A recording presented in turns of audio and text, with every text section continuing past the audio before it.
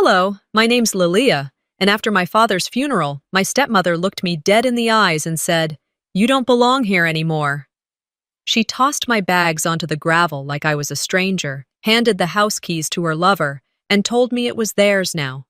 No warning, no apology. Just a door slammed shut behind my memories. But what broke me wasn't the betrayal. It was the silence. How my brother said nothing. How everyone pretended I never existed. They erased me from the story. But what if the truth was louder than their version? Would you want to hear what they were so desperate to hide? The last note of the church organ had barely faded when the sky opened up. Not heavy rain, just that slow, soaking kind of drizzle that feels more like a quiet warning than a storm. My black dress clung to my knees as I walked toward the gravesite, the fabric damp and dragging. A few guests remained, lingering in polite silence, umbrellas hovering like question marks over bowed heads. I didn't have one, didn't care. The pastor mumbled a final prayer as they lowered the casket into the earth.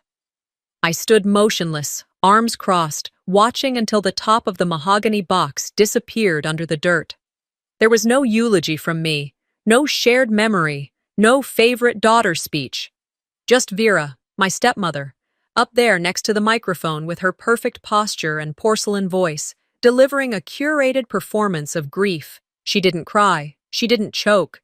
She read a poem she didn't even write herself. And somehow, she made everyone in that cemetery forget that my father had a daughter before he married her. Back at the edge of the crowd, I felt the weight of invisibility settling in again. My brother Silas had arrived with his wife and kids, nodding toward me like I was a distant cousin. No hug, no warmth, just a nod. After the burial, people dispersed like wind-blown leaves. Vera had arranged a small reception at the villa, what used to be our family home. I lingered by the car, unsure if I wanted to go there at all, but I had nowhere else booked for the night. My return flight wasn't until Monday, and every hotel nearby was packed thanks to the fall wine festival in town. I told myself I'd just stay for a night or two. Quietly, respectfully. I wasn't there to fight for anything. I should have known better. By the time I walked up the stone steps of the villa, the air smelled like damp pine and old money. My suitcase wheels scraped against the gravel as I approached the front door. That house hadn't changed much. Same slate blue shutters, same wide porch swing my dad used to read on, beer in one hand, yellow legal pad in the other. I barely made it halfway across the porch when I saw her. Vera stood at the threshold like she'd been waiting for me.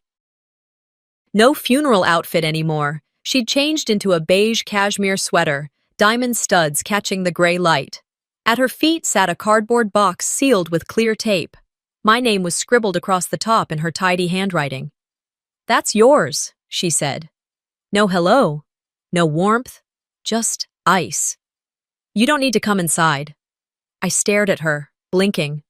"What are you talking about?" "You don't live here anymore, Lelia." She tilted her head like I was a child she was explaining basic rules to. "You left, years ago. This isn't your home." "This was never your home," I snapped before I could stop myself. Her lips twitched into something between a smirk and a smile. "Your father made it mine when he put my name on everything." I looked down at the box, probably filled with old sweaters, a few books, maybe some photos she didn't want to keep. The last scraps of my presence in that house, boxed up and left outside like a donation to Goodwill. "Vera, I just buried my dad today," I said, my voice low. "I'm not here to fight with you. I need a place to rest tonight." "You'll have to find a hotel, or call Silas." She turned slightly and glanced behind her, into the house. "You're not staying here." Then came the sound of footsteps. A man stepped into view, tall, well-groomed, mid-40s, with just enough salt in his hair to look respectable. I'd never seen him before. Not at the funeral, not in any of Dad's circles. He slipped his arm around Vera's waist like he'd done it 100 times. She looked at him, then back at me. "This is Dorian," she said casually, as if introducing someone at a brunch. "He's going to be living here now." My mouth went dry. "What?" Vera reached into her cardigan pocket, pulled out a keyring, my father's keyring, and handed it to Dorian.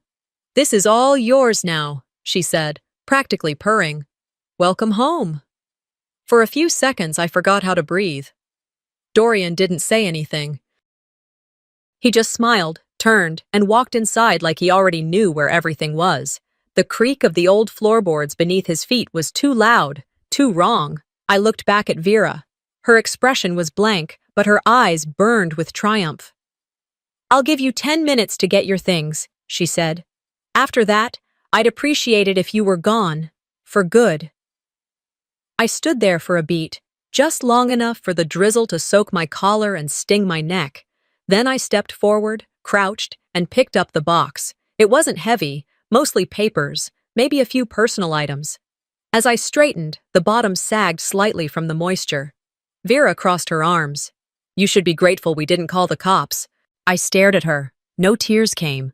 No shouting. Not even a quiver in my hands. "Is that how you sleep at night?" I asked. "By convincing yourself you earned all this?"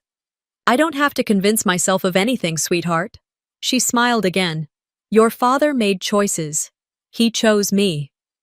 I turned toward the steps. My shoes were soaked.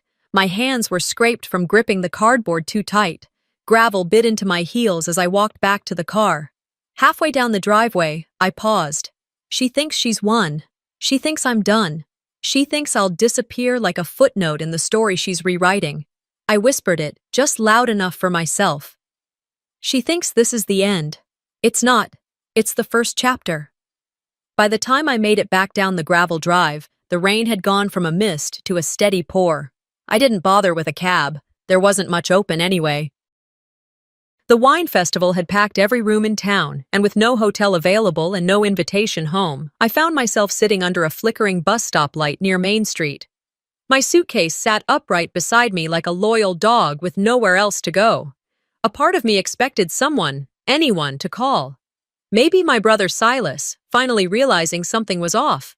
Maybe one of Dad's friends from the lake club, or a neighbor who remembered me from high school. But the only sounds were passing tires on wet asphalt and the occasional snore from a man passed out on the opposite bench. I pulled my coat tighter, trying to ignore how wet the lining had gotten. I leaned my head back against the glass and let the memories creep in. That porch swing, the one Vera now decorated with throw pillows from Crate Barrel, used to creak under Dad's weight on Saturday mornings. He'd sit out there with his New York Times, make me fresh coffee, even when I was too young to appreciate it, and let me read the crossword clues aloud while pretending I knew what they meant. He used to say, "If the world turns too fast, sit still and watch the lake. It'll slow you down." Now, the lake belonged to a woman who didn't even know which side Dad parted his hair. I don't know how long I sat there, but eventually, my phone buzzed, just enough juice left to flash a message, 6% battery. I stood, shook the damp from my coat, and made my way to the only cafe that opened early, the Birch Cup, 3 blocks away. It smelled like burnt espresso and desperation. A tired barista in a knit cap gave me the side eye until I asked if I could sit in the corner and charge my phone. She nodded toward the outlet by the bathroom. As I waited for the battery bar to crawl upward, I opened my messages. Dozens of unread texts. Mostly the same. Beautiful service. Vera held up so well. That eulogy was perfect. A few links followed. One to a Facebook post, another to a video on YouTube titled, "A Tribute to Richard Hale, Beloved Husband and Mentor." Against my better judgment, I clicked. It was slickly edited. Black and white footage of Dad fishing. Photos of him cutting cake at his retirement party. Clips of him dancing with Vera at some gala I didn't attend. And then, nothing. No pictures of me. Not from high school graduation, not from our trip to Montana, not even the photo of us at the 4th of July BBQ 3 years ago, where I'm hugging him like I never wanted to let go. My name wasn't even in the credits. And when Vera's voice came in, so calm, so composed, saying, "He raised 2 incredible children, Silas and Evelyn. They were his world." That was the gut punch. My father had 3 children. But in Vera's version, only 2 existed. The screen blurred. I didn't cry. Not in the middle of that cafe with a woman sweeping behind me, but something inside cracked. I stared at the phone. The comment section was filled with praise. Beautiful video. Such a strong woman. What a legacy. I didn't reply. I didn't post. I just closed the app and sat still. Eventually, I pulled up Silas's contact. I hadn't spoken to him properly in months, but if anyone could remind Vera that I had every right to be there, to be remembered, it was him. He answered on the third ring. "Hey, Silas. It's me." A pause. "Oh, hey. Yeah, I saw you at the service. Sorry we didn't talk. Things were a little, you know." "Yeah," I said. "I know." Another silence. I just watched the tribute video." "Yeah," he said, voice guarded. "Vera did a good job. She worked really hard on that." "I wasn't in it." He didn't respond right away. "She left me out, entirely, like I was never there, like I didn't exist." His sigh was audible. "Lil, look. This is messy." "Maybe just let it go, okay? Dad's gone. It's just a house." I blinked, my grip on the phone tightening. "You think this is about real estate?" "I think it's about grief," he said, "and people handle grief differently." "No. People handle grief differently. Vera handles control consistently." Silas groaned quietly. "I can't get involved, Lilia. I've got kids. A job. You know how she gets when things don't go her way. It's not worth the stress." "Not worth the stress," I repeated. "Just, maybe go home. Let it go."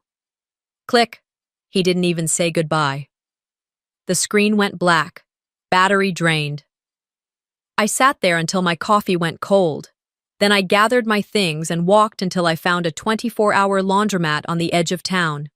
The fluorescent lights buzzed, the smell of detergent clung to the air, and a stack of old magazines sat crooked on a plastic chair beside me. I didn't bring any laundry. I just needed a place to sit that didn't belong to Vera. As the machines whirred and clicked around me, I pulled out the notepad from my bag and began to write. Not an essay, not a journal entry. Just thoughts. "They didn't just take the house," I wrote. "They took my name out of the story. They took the only place that still smelled like him, the only space where I could hear his voice between the walls." Then I paused, but I still know the truth, and the truth can be louder than a eulogy.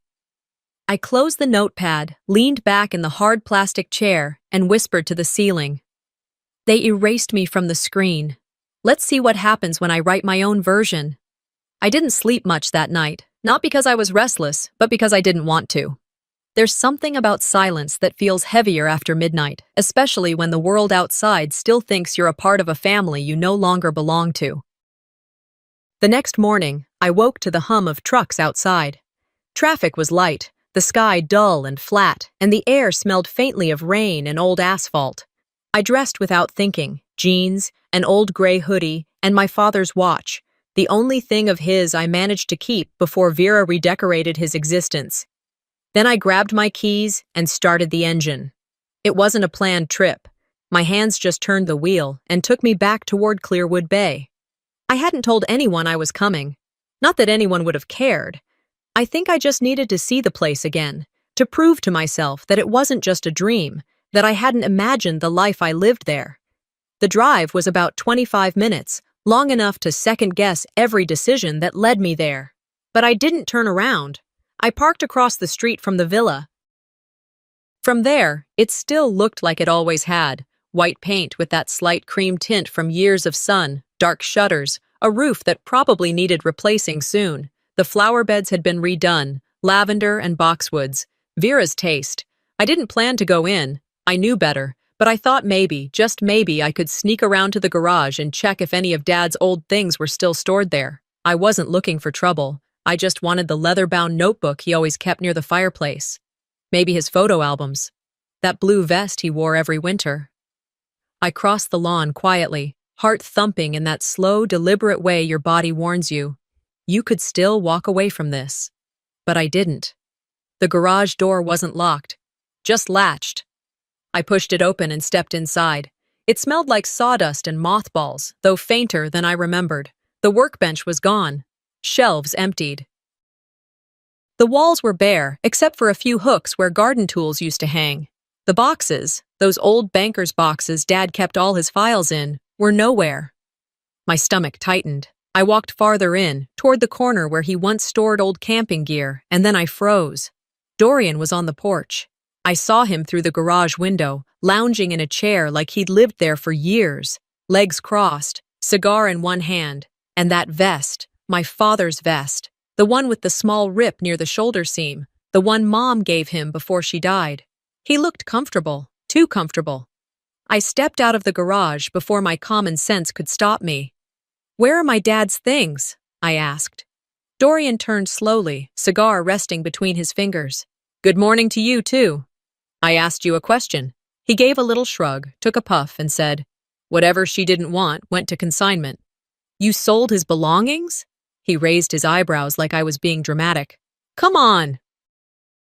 You really want to keep a bunch of dusty books and flannel shirts? It's not like they pay the property taxes." I stared at him, chest burning. "That vest doesn't belong to you." He looked down at it, then back at me. "It does now." I clenched my jaw, my fists curled at my sides, nails biting into my palms. But I didn't lunge, didn't scream. That's what people like him expect. That's how they get to say, "See, she's unstable."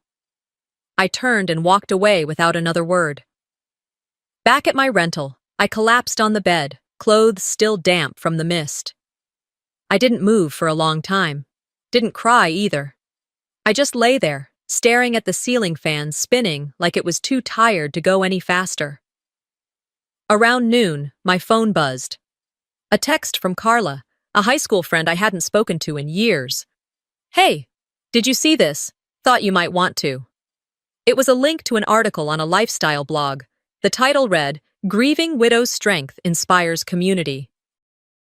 Under it was a photo of Vera, standing in front of the villa, arms folded delicately over her chest, eyes cast downward like she was channeling some sort of saintly widow from a romance novel.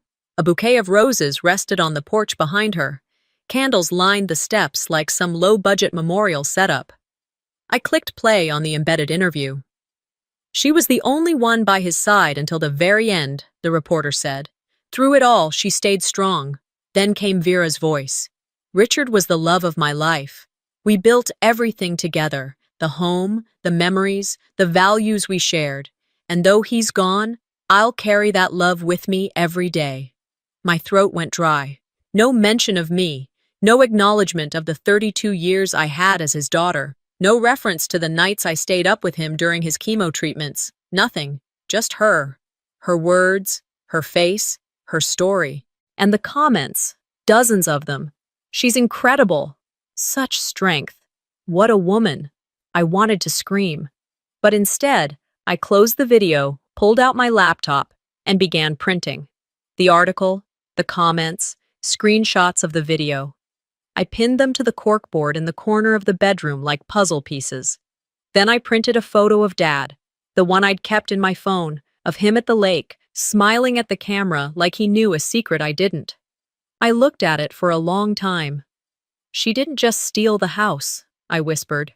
"She's stealing who you were, so she can become someone you never even liked." Then I stepped back, looked at the board, and made a plan. "She's building a museum of lies," I said aloud. "I'm going to burn it down, with facts." It took me about an hour to stop shaking after I pinned that last article on the wall. Not from fear, not even from grief anymore. It was something else, something cleaner, a kind of energy I hadn't felt in years.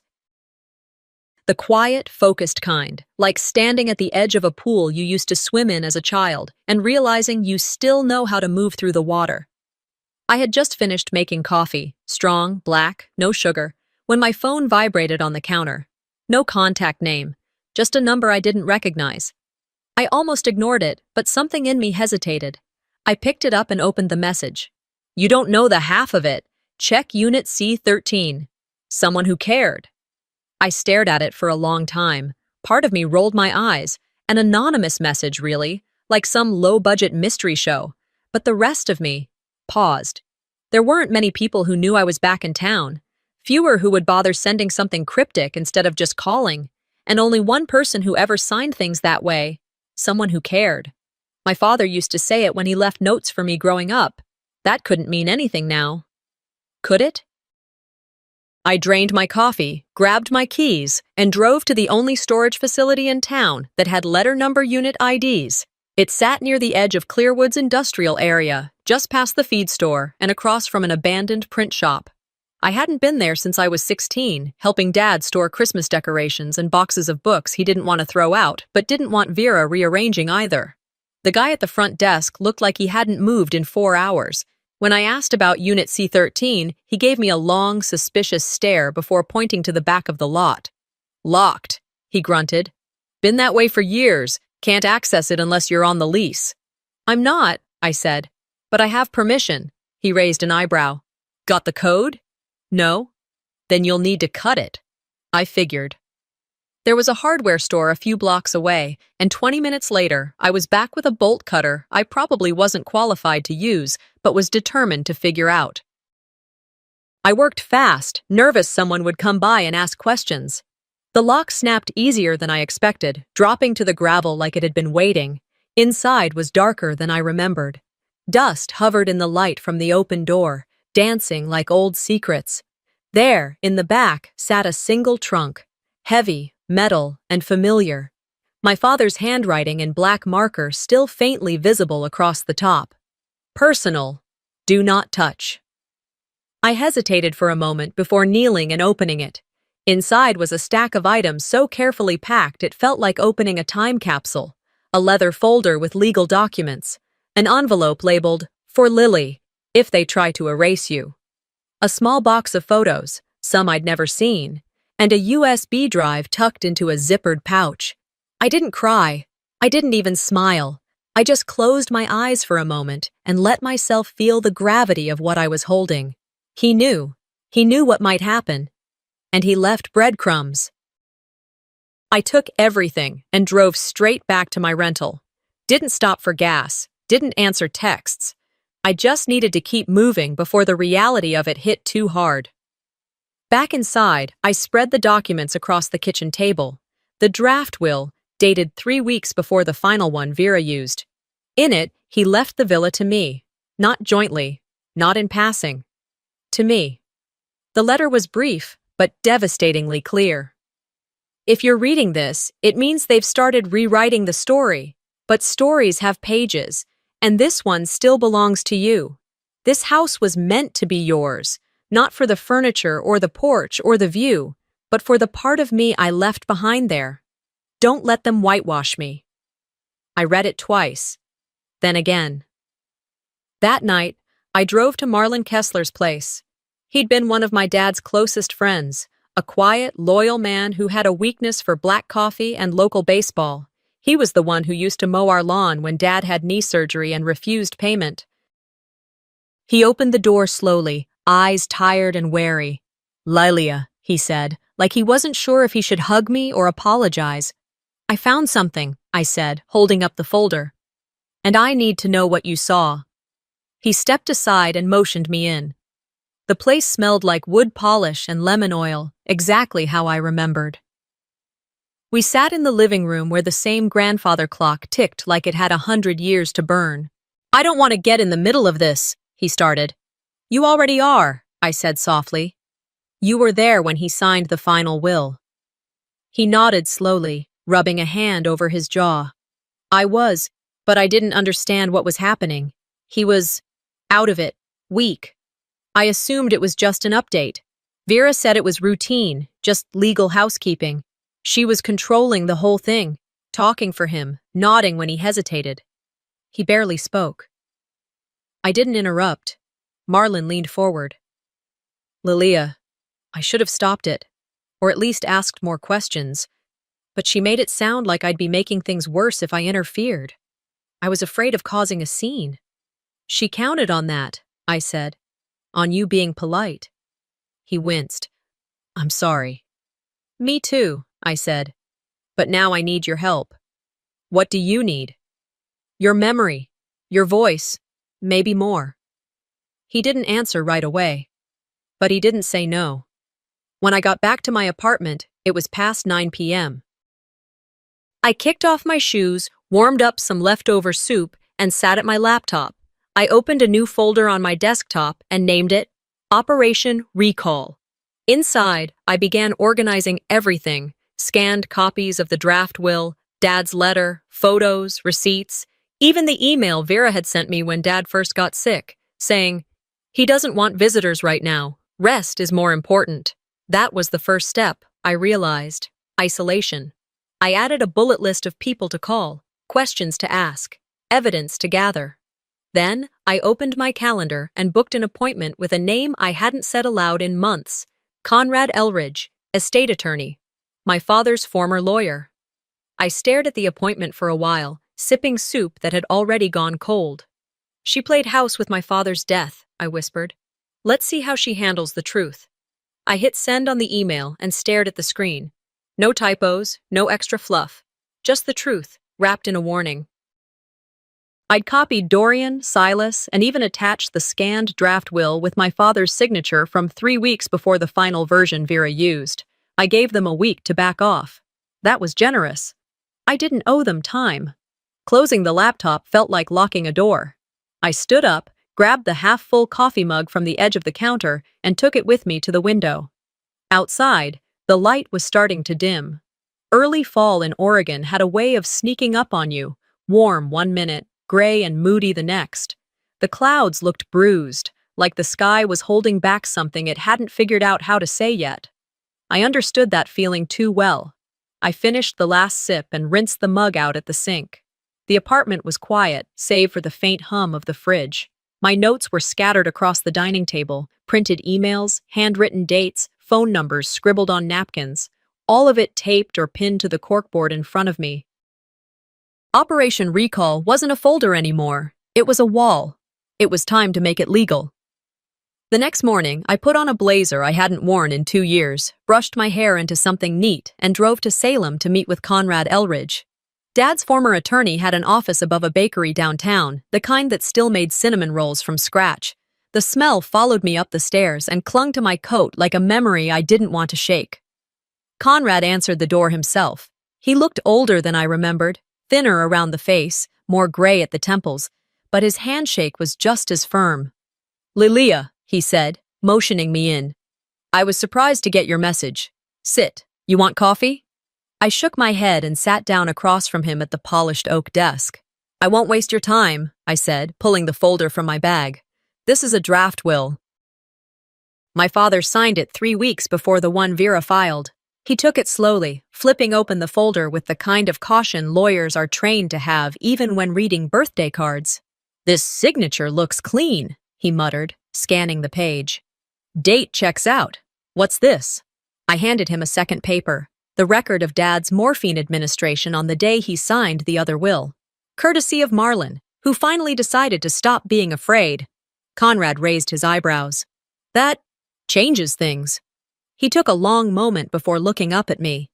"There's a case to be made here, not just for contesting the will, but potentially for fraud if we can show coercion or manipulation while Richard was medically impaired." "He wasn't lucid," I said.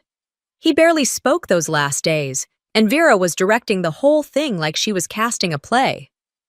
Conrad nodded. "We'd need medical records, a witness statement, the earlier draft will. This letter from your father will help too." I pulled it from my purse, the same one labeled "For Lily, if they try to erase you." He read it slowly, line by line, then sat back in his chair and sighed. "I've known Vera a long time," he said finally. "I never liked her. Too smooth, always performing." "She's still performing," I said. "She turned Dad's funeral into a one-woman show." He set the letter down and tapped the desk twice. "We'll file a notice of intent to contest the will. That freezes any sale or transfer of the property until this is resolved." I nodded. "That's all I want for now." A pause button. Conrad's assistant came in with a notepad and a cup of tea. We went over logistics, timelines, required documents, filing dates. By the time I left, it was after 2. The air outside had shifted again, now thick with the promise of rain. I grabbed a sandwich from the corner deli, sat in my car, and watched the clouds roll in while chewing slowly.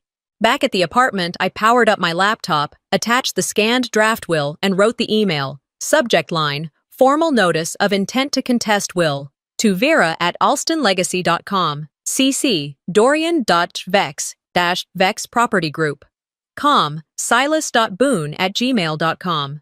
Vera, based on new evidence, I have legal grounds to challenge the legitimacy of the will you submitted. I am giving you 7 days to retract the villa's sale listing and cease any property transfer efforts. If no action is taken, I will file formal litigation to contest the estate. Attached, signed draft will dated 3 weeks prior to your submission. Consider this the beginning of accountability. Lilia. I hovered over send for a moment, then clicked. The message disappeared into cyberspace, and just like that, it was real. I expected silence. What I didn't expect came 10 minutes later. A reply. Not from Vera, from Dorian. It was blank except for one thing. A champagne emoji. No words. Just a symbol. A toast. It was smug. Calculated. His way of saying, bring it on. Fine. Let him toast. I wasn't done pouring the truth yet. I opened the blinds and let the late afternoon light spill across the corkboard. I rearranged a few pins, took down a newspaper clipping and replaced it with a screenshot of the legal filing confirmation from Conrad's office. They had lawyers, I said under my breath. I had legacy. Then I closed my laptop, stood tall, and whispered the line I'd been holding on to all day. Next move's mine. After I stood by the lake and let the cold wind bite through my jacket, I walked back to the car with the villa key still clutched in my fist.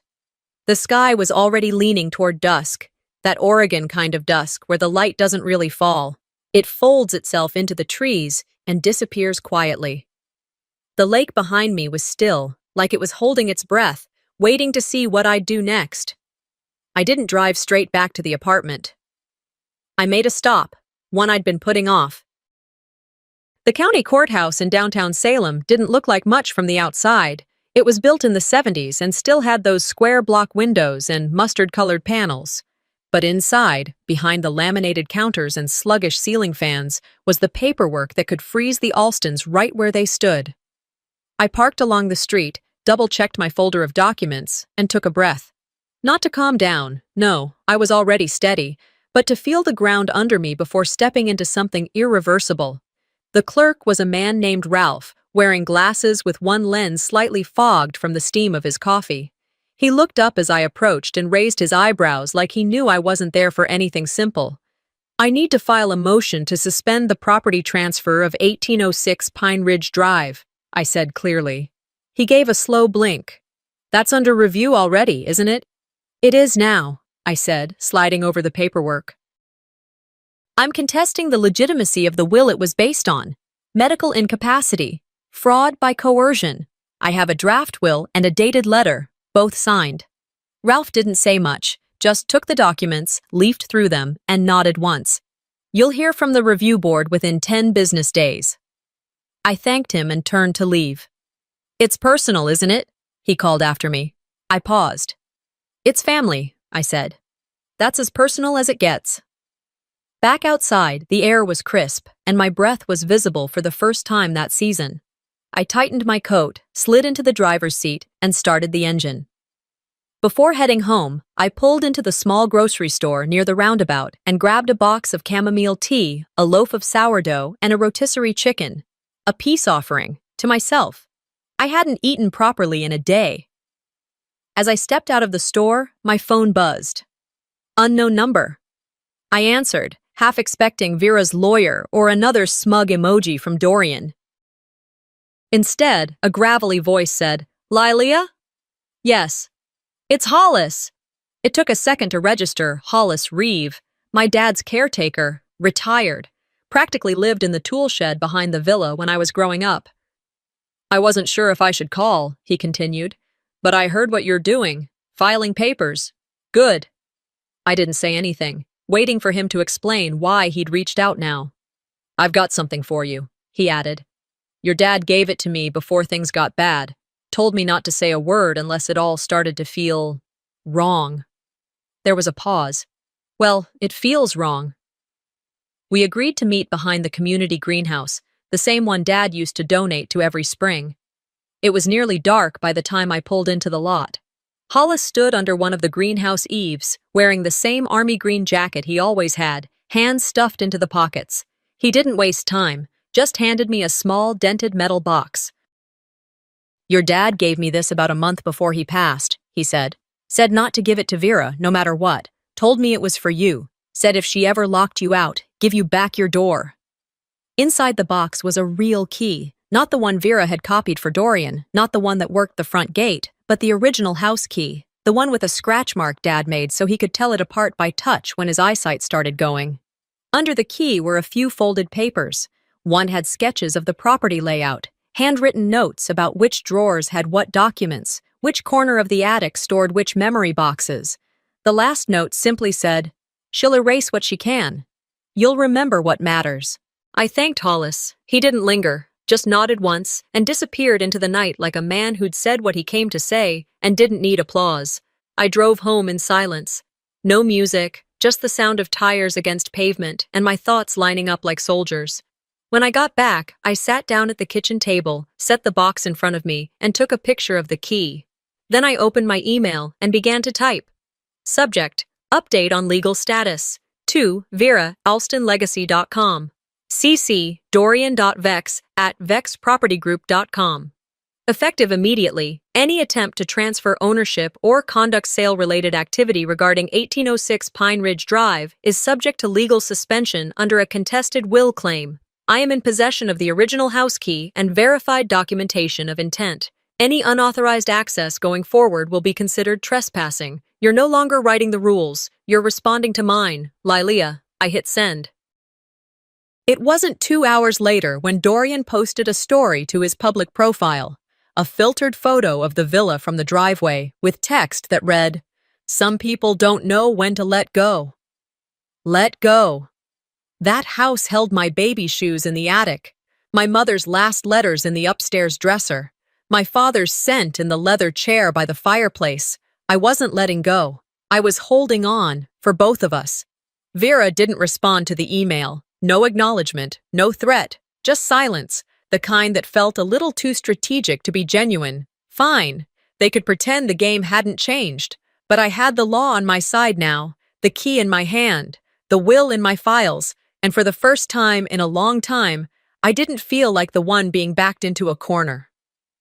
That night, I walked back to the lake, the real key warm in my pocket, and stood at the edge of the water, just as the moon broke through the clouds. I didn't need anyone to validate me anymore. Not Silas, not Vera. Not even my father, whose absence echoed more honestly now than any speech ever would. They'd crossed a line. But now, I'd drawn one. Let's see how far they're willing to go.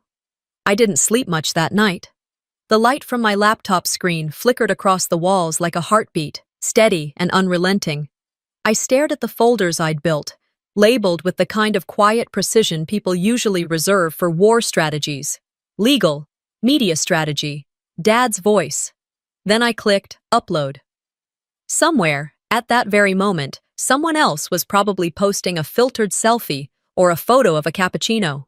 Meanwhile, I was uploading truth, cold, sharp, and impossible to spin once it was out there.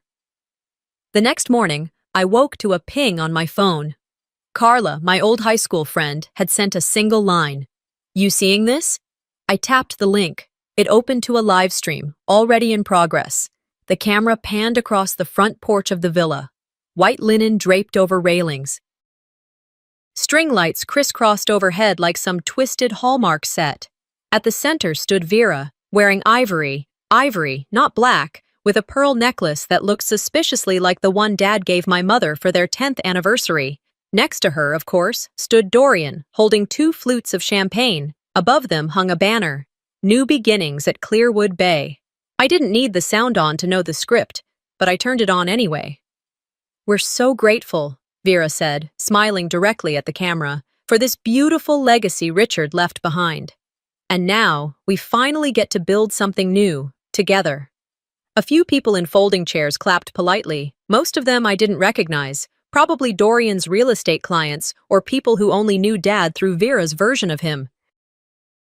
Then Dorian raised his glass and added with a smirk, "We've officially cleared out the old ghosts."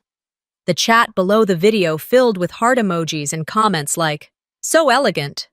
"Classy as always, Vera." "They deserve this happiness." I sat frozen, hand hovering over the trackpad.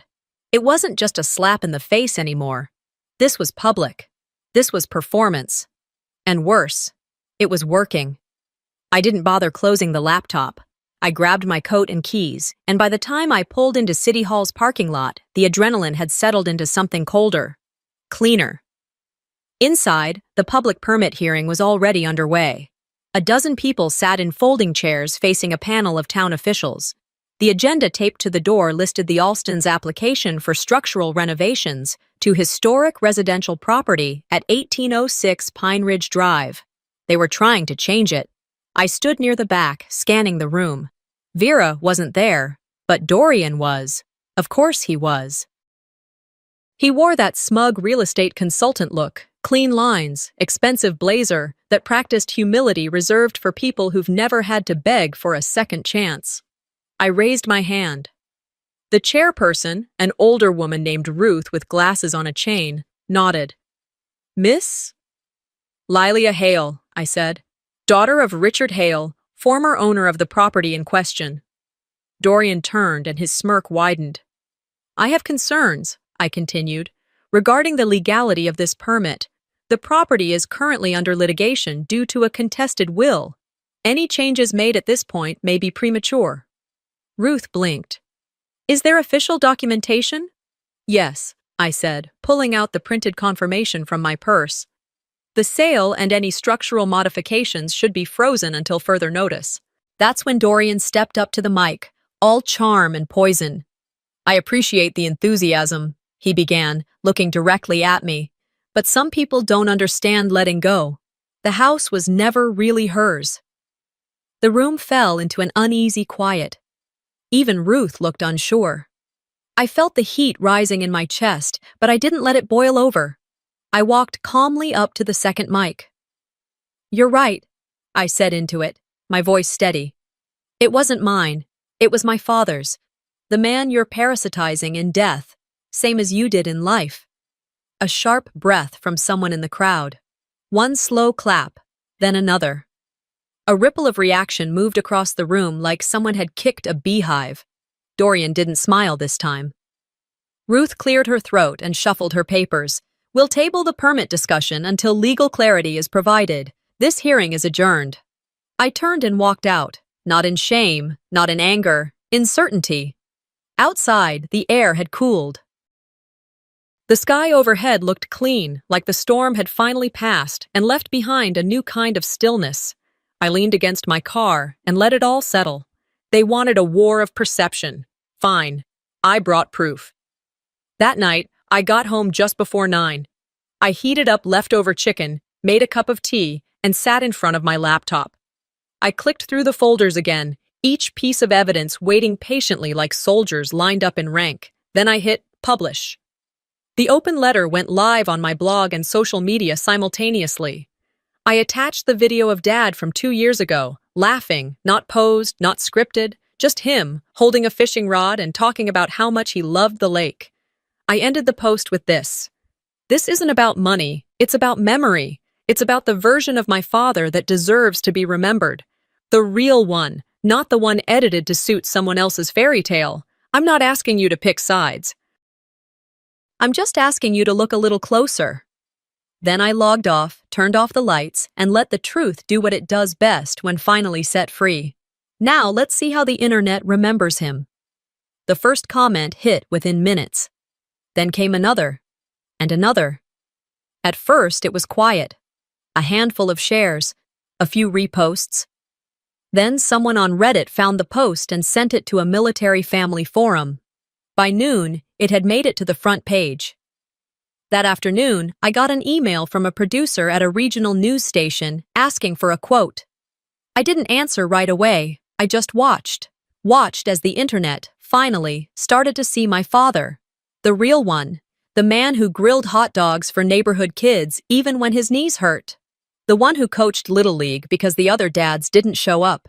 The one who never missed a Sunday call even when I moved 3 states away. And now, he was being remembered in his own voice. The video clip of him on the dock, smiling at the lake, went viral in ways I didn't expect. People didn't just like it, they commented with stories of their own fathers, their own grief, their own regrets. One man wrote, "My dad built our house with his hands. I lost it to my brother and his wife after he died. I never got to say goodbye." Another woman said, "I was erased too, from the will, from the memories. Thank you for giving us all a voice." It was no longer about me, or even about Vera. It was about something bigger. By the 3rd day, the station I ignored sent a crew to the courthouse to try and catch a glimpse of me. I wasn't there, but Vera and Dorian were. They didn't speak to the camera, just kept their heads down as the reporter narrated the ongoing legal battle. I watched that segment with a cup of tea in hand and a calm I hadn't felt in weeks. Then came the call from the mediator's office. The legal freeze on the property meant that neither Vera nor Dorian could move forward with the renovations or the sale. The court had agreed to schedule a mandatory mediation session to attempt a resolution. It was scheduled for Friday. Private, no press allowed. Friday morning, I wore the same navy blazer I wore to Dad's funeral, not out of sentimentality, but out of symbolism. That day marked the end of something. This day would mark the beginning of something else. The mediation took place in a plain conference room with low ceilings and coffee that tasted like printer ink. Vera arrived first, dressed like she was auditioning for a PBS segment on grief. Black silk blouse, pearl earrings, that same controlled face she always wore when pretending to feel things. Dorian walked in behind her, tapping on his phone, not even bothering to acknowledge me. Their attorney, a slick man in his 40s named Camden Boyd, was already seated with a notepad and a legal pad that probably cost more than my rent. I didn't bring anyone. Didn't need to. When the mediator asked if I wanted to speak first, I didn't hesitate. "I'm not here to win anything," I began. "I'm here to make sure that neither of you ever use his name for profit again." Camden tried to interrupt, but I raised my hand. "I have the right to speak. You can listen for once." Vera blinked. She wasn't used to being talked to that way in front of professionals. I continued. "This isn't about a house, or a will, or renovations. This is about erasure. You didn't just take my father's property. You tried to take his story, his dignity, and rewrite it with yourselves as the stars." Dorian scoffed. "You're being dramatic." I looked at him calmly. "You posted a video toasting champagne on his porch 3 weeks after his burial and said you were clearing out old ghosts. Forgive me if I think I'm entitled to a little drama." Vera shifted in her seat. "I'm donating the house," I said, "to a nonprofit, one that helps veterans transition back into civilian life. They've been looking for a space like this for years. The villa will be theirs. In his name, with a plaque that honors who he really was." Camden cleared his throat. "You don't have authority." "I do now. The court has allowed the draft will to enter as evidence, and the nonprofit has agreed to accept ownership if the court rules in my favor. I don't need to own it. I just need to make sure you never do." The room fell silent. Vera's smile faltered. Dorian, for once, said nothing. I stood, pulled out the letter Dad had written me, and placed it on the table. "Keep the champagne," I said. "I'll take the legacy." I walked out. Outside, a local reporter waited on the sidewalk with a camera, but I kept walking. No comments, no victory speech. Later that evening, I stood in front of a small crowd gathered on the villa's front lawn. The nonprofit had organized a quiet press event to announce the donation. Nothing flashy, no banners, just folding chairs, a microphone, and people who knew how to sit still with pain and turn it into something useful. When it was my turn to speak, I didn't read from notes. "He gave me everything," I said simply. "Now I give this back, to those who need healing more than I need closure." The crowd clapped softly. Behind me, they unveiled a simple brass plaque. "In memory of Richard Hale Builder, Father." Veteran. Let this place be a quiet kind of healing. I didn't cry. I just stood there, letting the air settle. Later, as I turned to leave, I saw Vera standing far off by the parking lot. Alone. No camera, no Dorian.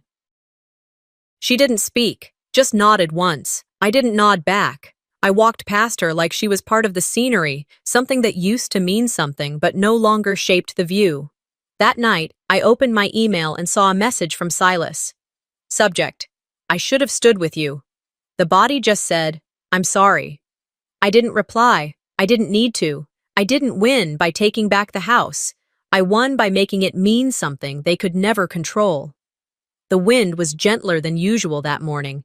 It swept through the trees lining Clearwood Bay like it had nowhere to be. I stood a few feet behind the crowd as the nonprofit officially took possession of the villa, my father's villa. No ribbon cutting, no podium speeches, just a quiet handshake from the program director and a simple thank you that didn't ask for a response. I didn't wear anything fancy, just jeans, a denim jacket, and the same boots I'd worn the day I filed the legal motion. The irony didn't escape me. How often you end one part of your life dressed the same way you began another. I stayed for 10 minutes, maybe 15. Long enough to watch them walk up the steps and unlock the door. The director paused before stepping inside. She looked back at me, gave a soft nod, then disappeared into what would now become a place of rest, not possession.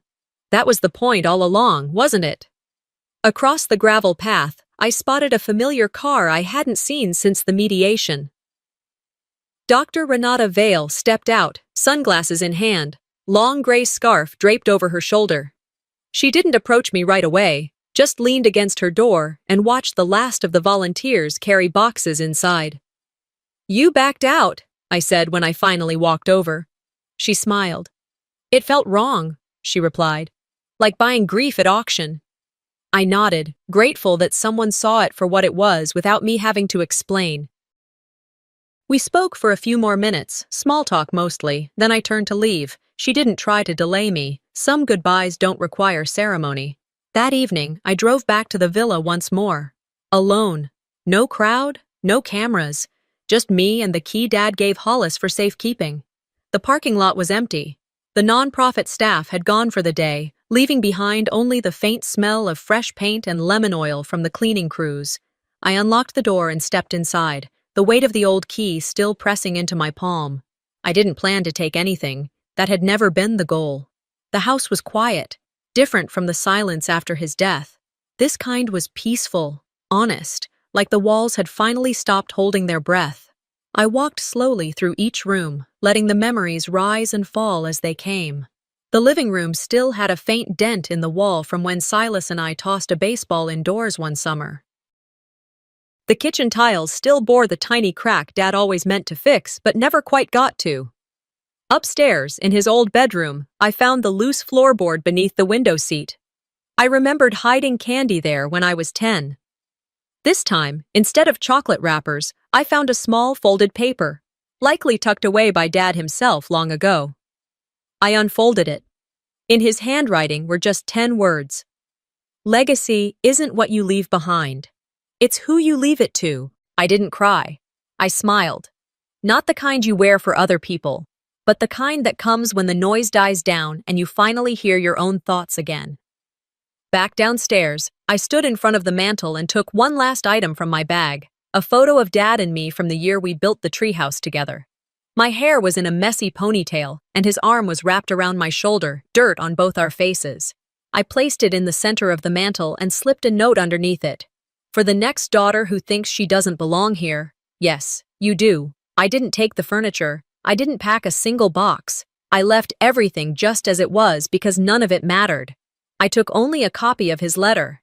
And my name, no longer erased from the walls, from the will, or from the memory of the man who raised me. When I stepped back outside, the evening light was soft and golden, the kind of light that didn't make a scene, just touched everything gently and moved on. The gravel crunched beneath my feet as I made my way down to the dock. I sat there for a while, shoes off, toes brushing the edge of the wood. No one joined me, and I didn't expect them to. Vera was relocating, according to a quietly circulated notice of address change. Dorian, I heard through a friend, was being audited. Silas had sent another short email that morning. Thinking of you. I know it's late. I didn't reply. I wasn't angry. I just didn't need his voice in the story anymore. The dock creaked beneath me like it always had.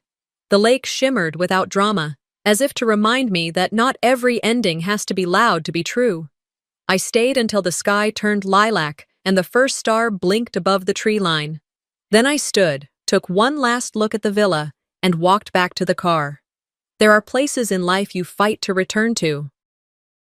And then there are places you free, not because you've let go of love, but because you've stopped mistaking ownership for meaning. Some houses are meant to be fought for. Some are meant to be freed. Some stories don't end with a dramatic slam of a door or a courtroom victory. They end quietly, with peace reclaimed and dignity restored. This wasn't just about a house. It was about legacy, about refusing to be erased by those who rewrite the past for their own gain. Have you ever been pushed aside by your own family, made to feel like you didn't belong in your own story? Share your thoughts in the comments. Your voice might be the one someone else needs to hear today. And don't forget to subscribe for more true family stories that reveal what happens behind closed doors.